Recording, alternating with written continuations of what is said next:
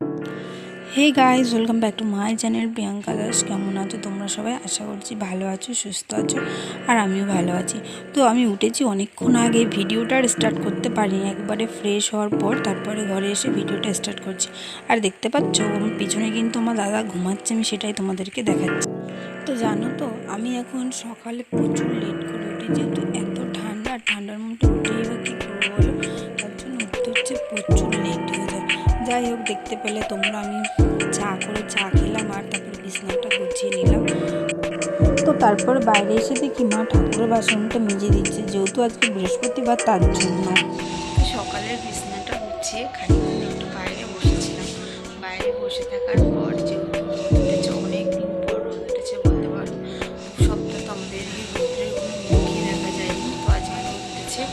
তো স্নানও হয়ে গেছে, সকাল সকাল স্নান করে পুজো টুজো দিয়ে এখন একটু বাইরে যাবো। আর এই মাত্র সকালের খাবার খেয়ে উঠেছি, আর এখন বাজে প্রায় 11টা 10 বাজে এরকম টাইম।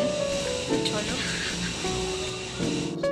জানো তো, আমাদের বাড়িতে না মুরগি আছে, অনেক মুরগি বলতে পারো। তো মুরগির পরিমাণটা এতটা বেশি হয়ে গেছে আর জায়গার পরিমাণটা এত ছোট হয়ে গেছে, তো তার জন্য দিদা আর দাদাকে কিছু মুরগি বিক্রি করে দিচ্ছে।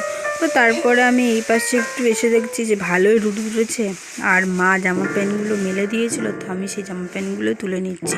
আর ভাবছি যে সকালবেলা এত কুয়াশা ছিল, দেখে মনে হচ্ছিল যে রোদ উঠবে না, কিন্তু এখন এতই রোদ উঠেছে, কিন্তু রোদে আর দাঁড়ানোও যাচ্ছে না।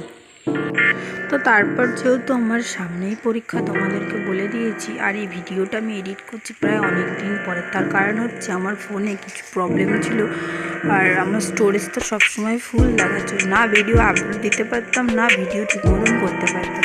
তো তারপর দেখতেই পেলে আমি রোদ্রে বসে একটু বই পড়ছিলাম। তো তারপরে দুপুরে খাওয়া দাওয়ার পর একটু ঘুমিয়েছিলাম, যেহেতু আমার ঘুম থেকে উঠেই দোকানে চলে যাওয়ার পরে ঘুম থেকে উঠে এসেছি দোকানে, তোমাদের সাথে আর সেটা শেয়ার করতে পারিনি।